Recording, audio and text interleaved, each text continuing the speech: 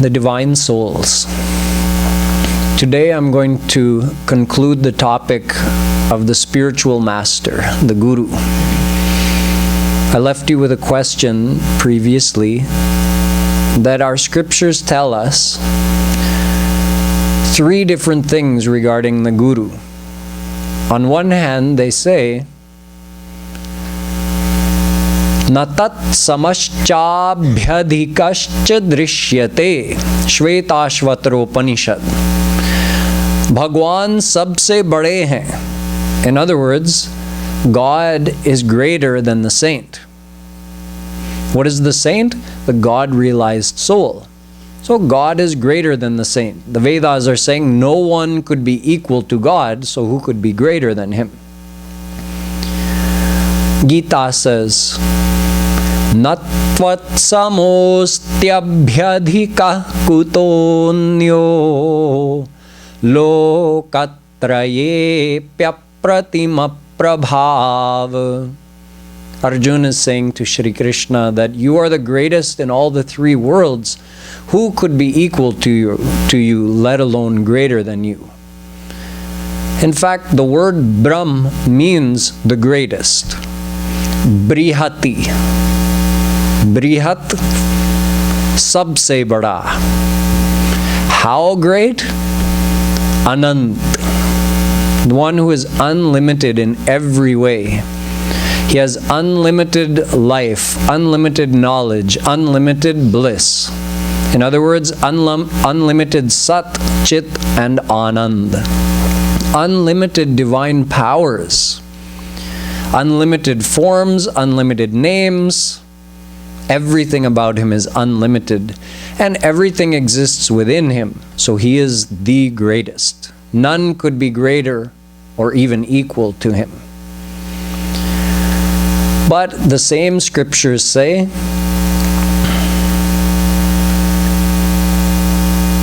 Tasminstadjane bheda bhavat Narad Bhakti Darshan. Naradji is saying, after God realization, the saint and God are equal. Bheda bhavat. There is an abhav of bhed. In other words, there's no difference between God and the saint. They're equal. Veda also says, Brahmavid Brahmaiva Bhavati. After God realization, the saint becomes the same as God, equal to God.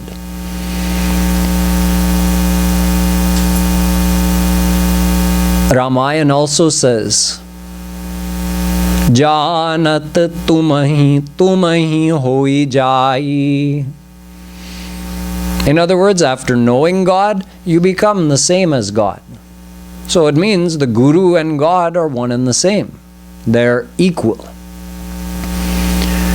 But our scriptures also tell us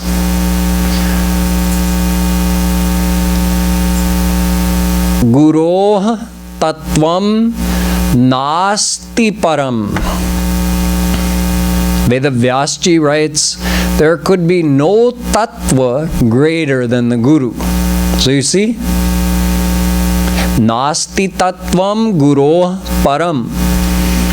Although we always say there are only three tattvas, God, Maya, and the souls, yet here Vedavyasji is saying, no, there's a fourth tattva, Guru tattva. And that tattva is the greatest of all, and none could be greater than Guru tattva. Ramayana also says, More man prabhu as vishvasa Ram te adhik Ram kardasa. Ram's das is greater than Ram. In other words, the God-realized saint is greater than God. So we find all three types of statements in our scriptures. In other words, God is greater, or the Guru is greater, or both are equal. Even in one single scripture, the Ramayana, it says, Jiva ki isha saman. How could soul compare to God? Another place in the Ramayana it says, Janat tumahi hoi jai. After you know God, you become equal to God. And at another place it says, More man prabhu asa vishwasa, ramate adhika ram kardasa. The saint is greater than God. So you find all three statements in one single scripture. Same thing in Vedas. Vedas are saying on one hand, Natat samascha bhyadhikascha drishyate. None could be greater than God. They also say, Yasya deve parabhaktir yatha deve tatha gurau. You should do the same devotion to Guru as you do to God. Ved is saying, the same bhakti you do to God, you should do to Guru, because both are equal. Brahmavid brahmaiva bhavati. And we also see statements that Guru is greater than God. So how can all three of these statements be correct? I'm going to explain to you now. Number one, you already understand. God is the greatest. That's what Brahm means the greatest. Everything exists within Him and is dependent upon Him. So who could be greater to or even equal as God? No one could be. Everyone accepts this. What about God and the saint being equal? Well, upon God realization, God gives all of His divine power to the saint. Esha atma pahrita papama vijaro vimrityur vishoko vijighatso pipasa satyakama satyasankalpa. Chandogya Upanishad names 8 qualities of God. Upon God realization, the saint gets all 8 of these. The 8 are freedom from sin. In other words, total release from the bondage of karma. Freedom from old age and sickness. Freedom from death. Freedom from hunger. Freedom from thirst. And freedom from suffering. Freedom from shok. Plus 2 more, Satyakam and Satyasankalp, which means whatever he desires, it happens instantly. And whatever he decides, it happens instantly. So these 8 qualities of God are granted to the soul once the soul becomes God realized. So they became equal. Whatever God had, He gave it to the saint. The Brahma Sutra clarifies, however, that the soul does not become God. The soul becomes equal to God in terms of power. God has unlimited sat, He gave unlimited sat to the soul. He has unlimited chit, He gave unlimited chit to the soul. He has unlimited anand, He gave that unlimited anand to the soul who surrendered, thus becoming God realized. Dadami buddhi yogam tam yena mamupayanti te. Shri Krishna says in the Gita, I give my mind to the soul who surrenders to me. So whatever mind God has, you get the same kind of mind. Divyam dadami te chakshu pashyame yogamaishwaram. Gita. When you surrender to Him, He also gives you divine eyes. So same eyes as He has, He gives to you. So you get divine senses, divine mind, divine bliss, divine knowledge, divine life. All the same as what God has. So you become the same as Him. You become equal to Him when you surrender to Him. This is also revealed by the word Brahm. I told you one meaning. Brihati means the greatest, that no one could be that great. But there's a second meaning. Brihati, Bringhayati, iti tat param Brahma. Bringhayati means through God's grace, if you surrender to Him, He makes you equal to Him. Such is the greatness of His kindness and grace. So the soul who surrenders to God with God's divine grace, he becomes equal to God. Imagine. Think of God's graciousness. An eternally Maya-afflicted soul who has done unlimited sins in unlimited lifetimes, who has insulted God, offended against God's saints. We've done all kinds of things, but the moment we surrender to God, he wipes the slate clean, forgives all of our past actions, removes all of our bondages, bondage of Maya, bondage of birth and death, bondage of this physical body, gives us a divine body instead, bondage of karma, bondage of the 3 gunas of Maya, bondage of the 5 types of klesh, Mayic difficulties, bondage of the 3 types of suffering, tritap, bondage of the 3 kinds of Mayic defilements, tridosh. He does all of this and gives us his unlimited bliss and knowledge and life simply when we surrender to him. So he makes us his equal. However, Brahma Sutra tells that there's still one difference. Although bhogamatra samya lingacha, the soul is equal to God in terms of experiencing the divine bliss. However, jagad vyapara varjam, the soul is not given the work or the duty of creating, maintaining, and destroying the universe. Srishti and pralay is done only by God. So God manifests the universe having activated Maya. He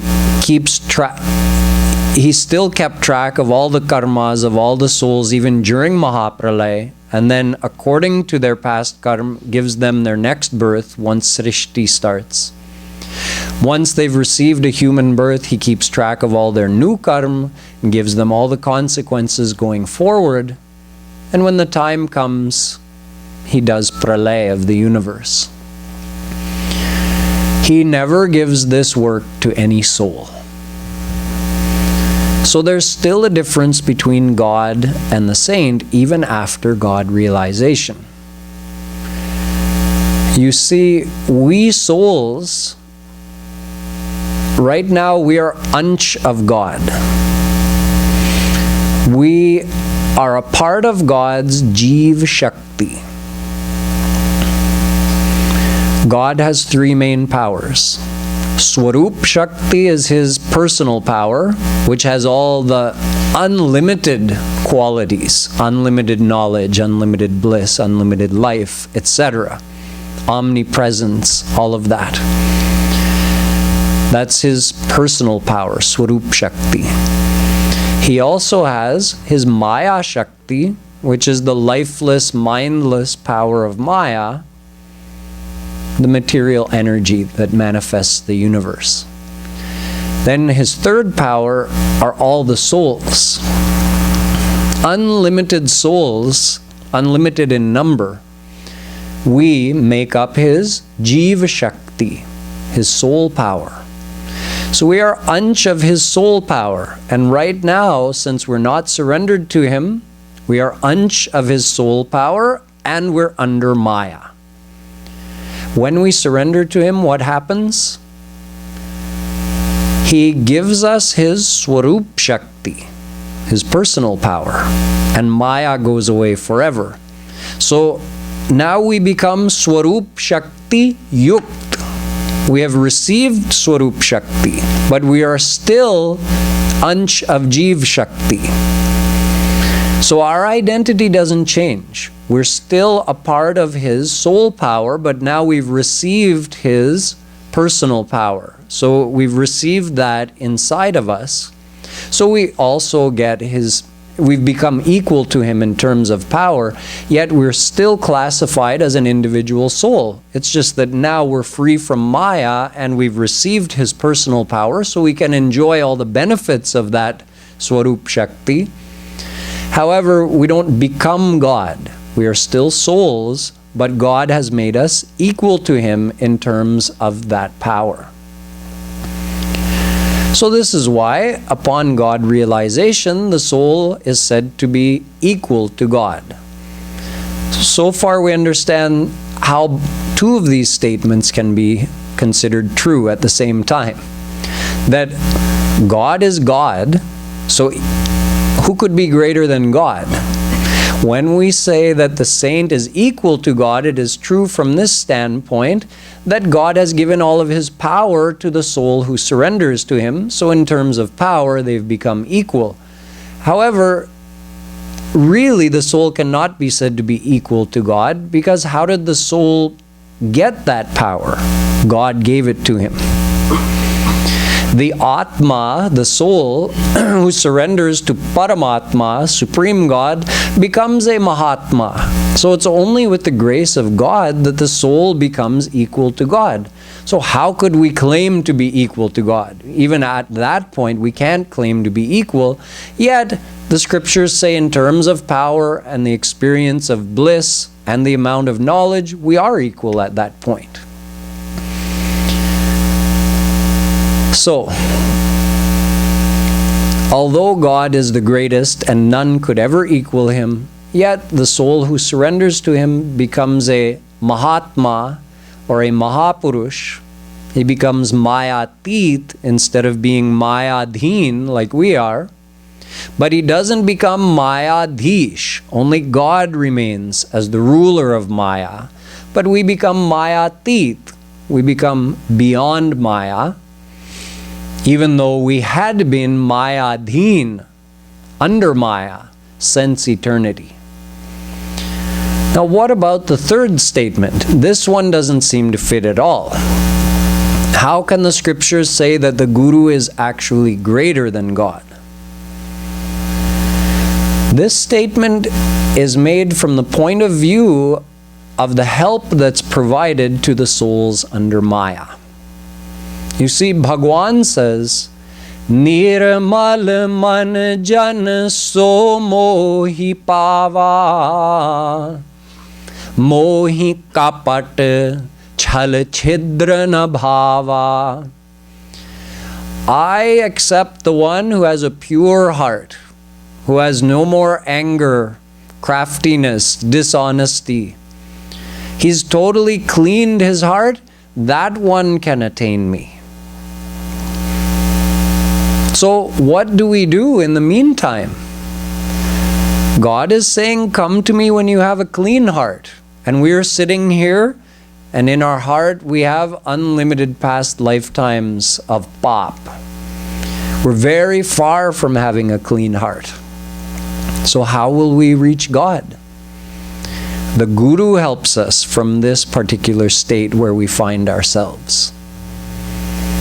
The relationship between Guru and spiritual aspirant is important to understand. I explained to you previously that the Guru helps us come closer to God. We find ourselves turned away from God and turned towards the world. So the first thing the Guru has to do is give us knowledge.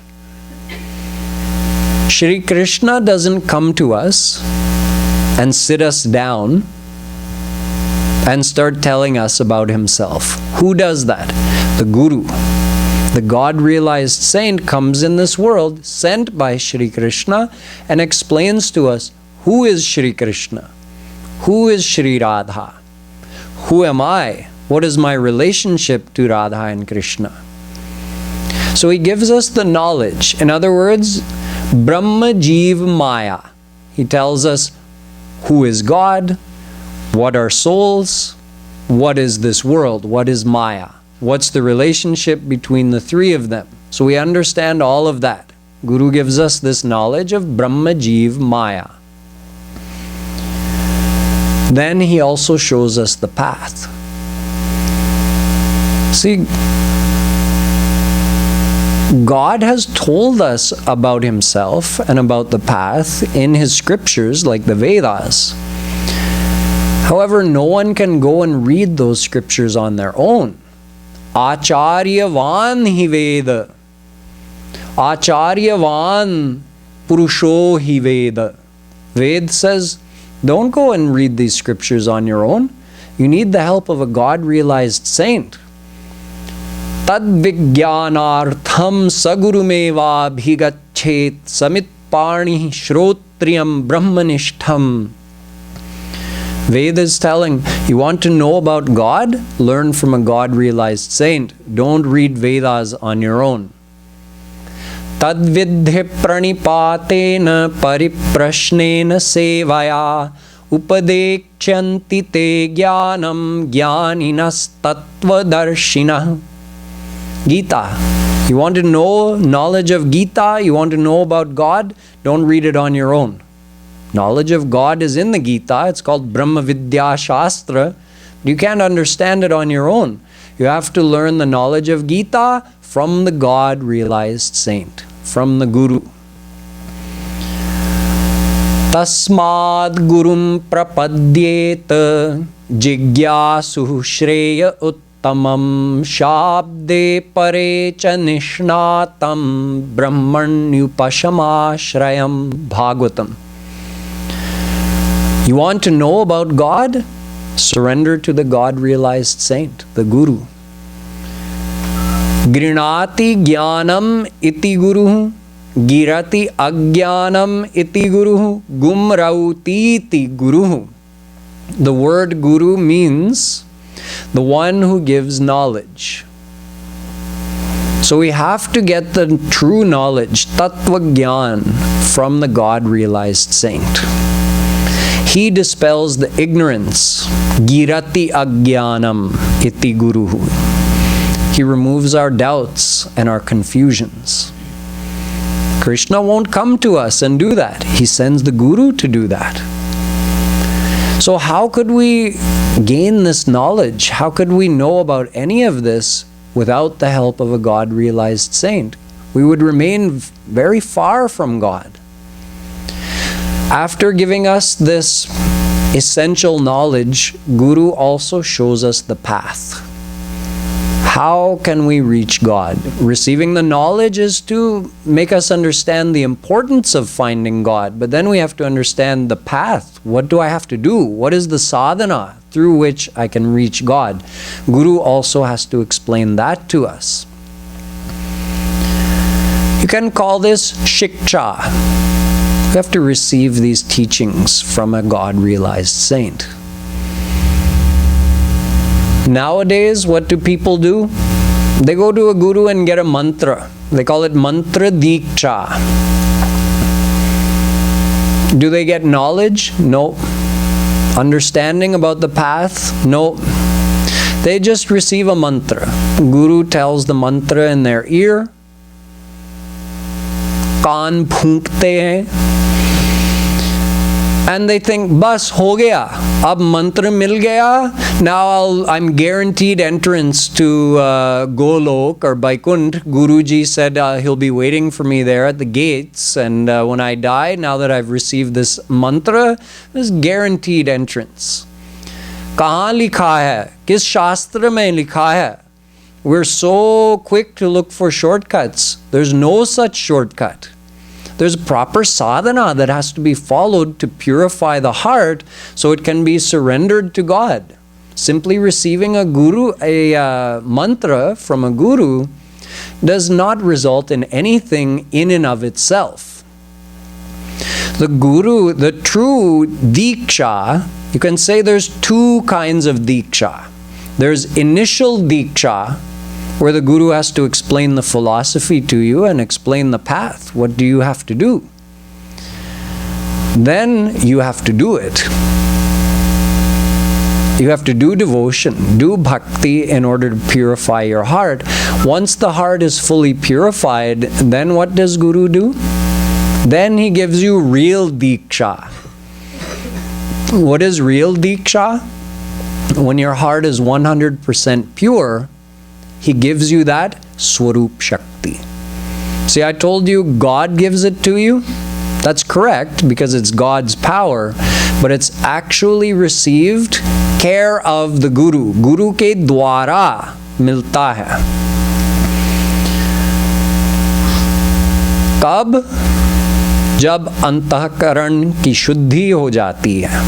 Only when the mind is fully purified can the Guru give that Swarup Shakti. Then Maya is, the effect of Maya is finished for you forever, and you receive all the divine benefits that I just described to you earlier in this speech. That is the real Diksha. It's a transfer of divine power which happens instantly the moment the devotee's heart is 100% pure. There's no delay from the Guru's side. But until the mind is 100% pure, the Guru cannot give that power. It's like if you haven't completed any of the wiring in your new house, you haven't put any of the bulbs, any of the switches, and you say to the powerhouse, oh, connect your power line to my house. I want light, I want electricity. What will the powerhouse say to you? First, you finish your work, finish the wiring, put all the fixtures and the light switches and fan switches and everything. Then I'll give my power. Before then, if I give my power, what's the use?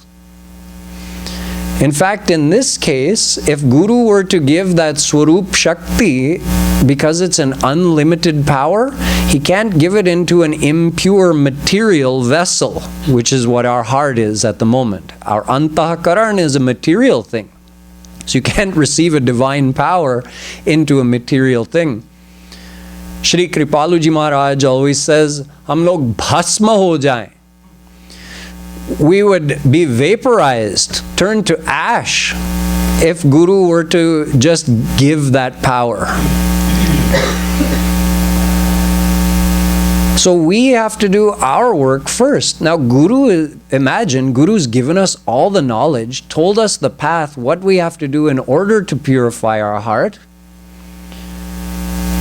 He's giving us all of that help. He's also gracing us to the extent we follow his instructions for how to do bhakti. He's also gracing us. An internal grace which helps to purify our heart and develop more desire for God and more bhav, more actual feelings of connection and love for God. You experience more of the sweetness of God's name and leelas and form when you meditate upon them. This is all due to the Guru's grace, which reveals this experience in the heart of a devotee. So he's doing all of that, but he can't give that Swarup Shakti until the heart is fully purified. Then Guru makes your heart divine and gives that Swarup Shakti. So you have a fit vessel in which you can receive that Swarup Shakti. That is Asali Diksha, that transfer of divine power at the time of God realization. So if someone receives a mantra and it's called Diksha, yet they haven't received God realization through that Diksha, it means they haven't received anything. First, you're supposed to receive teachings and follow those teachings and purify your heart. Then you get the real Diksha. Prem Dan, the transfer of that divine power into your heart. And after that, you become absolutely blissful forever. So if you received mantra Diksha from someone and you didn't receive unlimited bliss as a result, it means you didn't get anything. People have started using this as a kind of commercial activity nowadays. To make some disciples, just give mantra. But by receiving that mantra, the people aren't receiving anything. They haven't changed anything internally, and nor have they received any teachings that tell them what to actually do. They think they just got the mantra, done, end of story. See, giving a mantra, historically, when the disciple's heart is fully purified, the guru different gurus, different saints have had different styles of giving that Diksha, the God realization.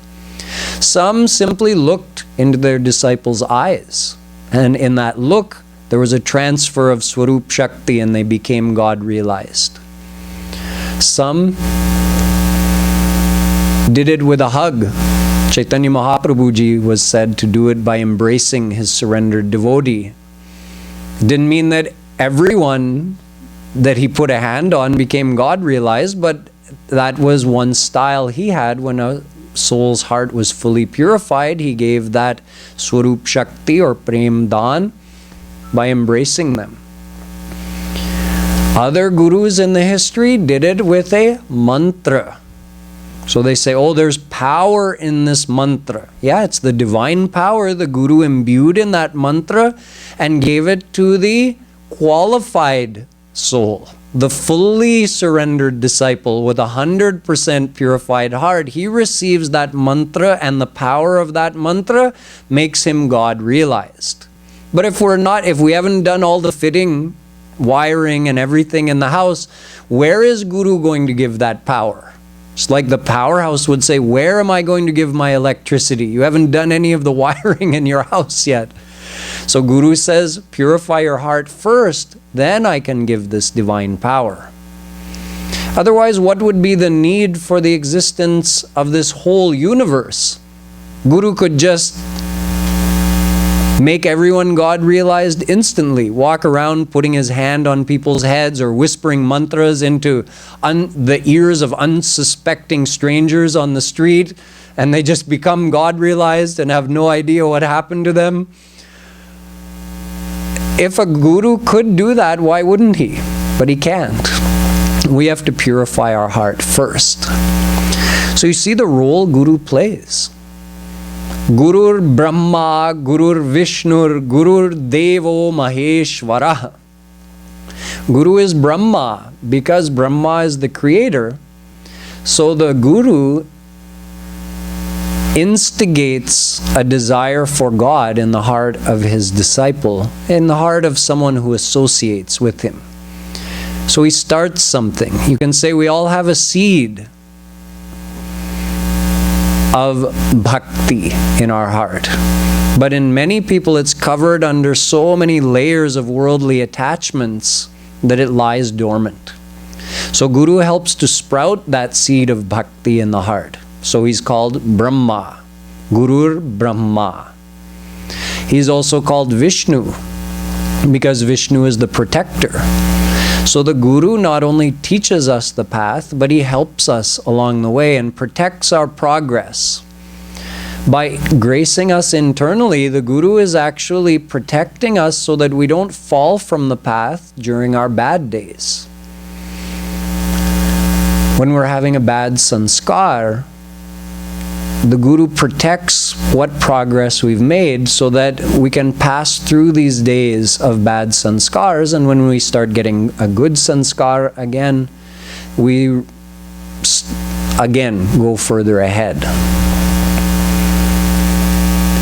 So the Guru is doing all of this for us. Some of it obvious to us, some of it behind the scenes, like the work he does to the extent of our surrender, he's able to reduce the effect of bad sanskars, increase the magnitude of good sanskars. He does all of this. So he is Vishnu. And he is Mahadev. He is Bhagwan Shankar, the destroyer. Because he destroys the impurities of the heart. He helps us to purify our heart, and in the end he destroys the bondage of Maya for a soul. Thus, he is also called Shankar. Only then Bhagwan comes.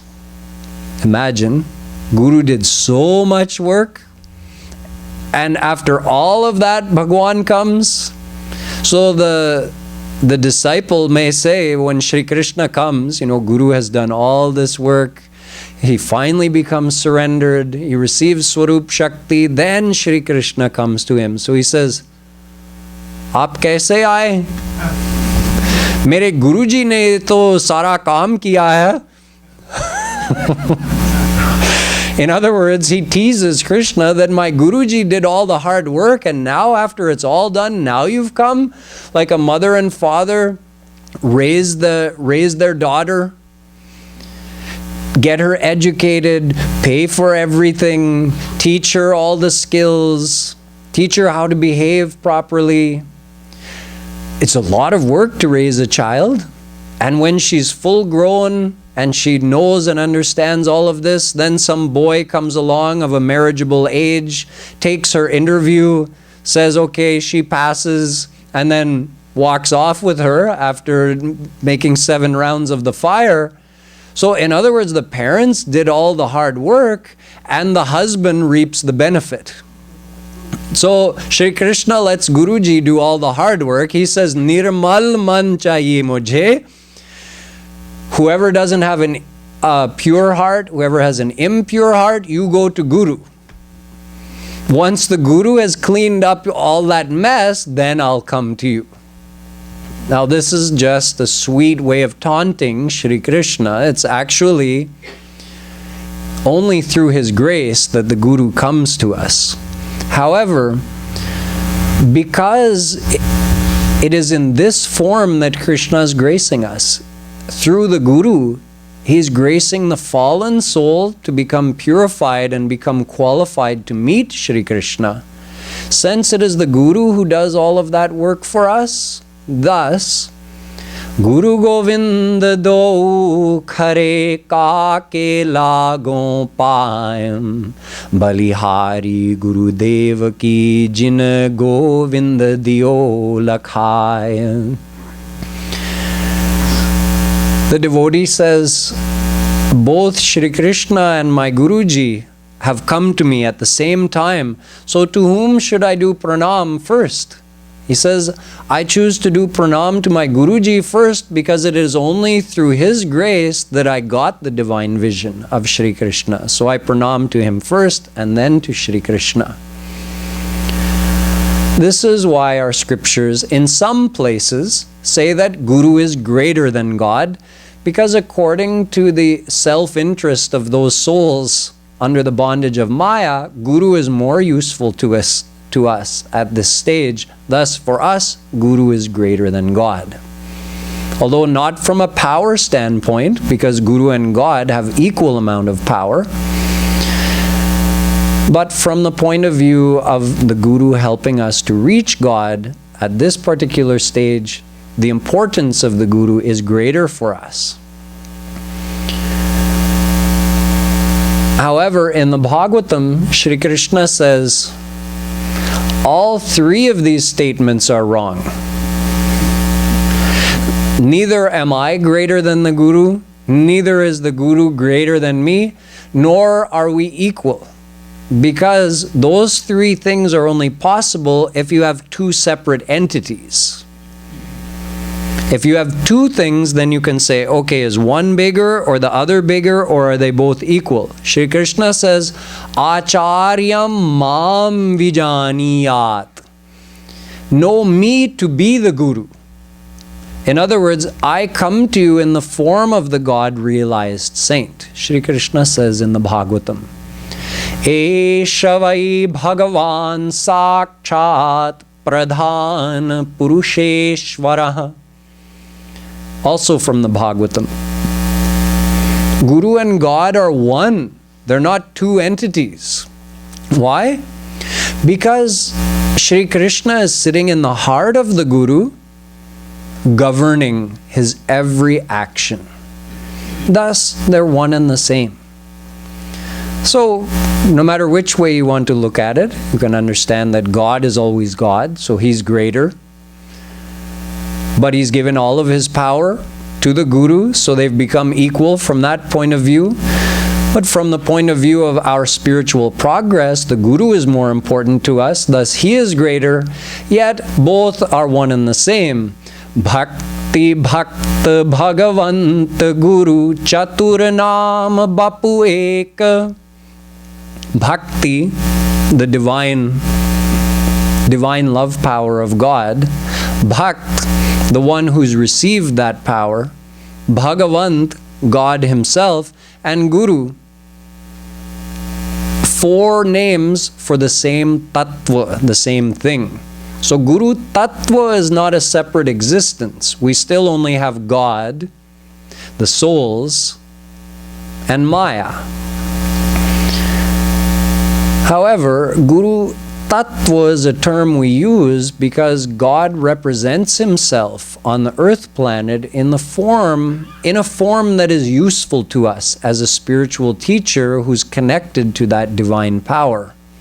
Thus, it is called Guru Tattva. It's a way that God graces us, a way that he manifests his grace in this world to help all the fallen souls under Maya.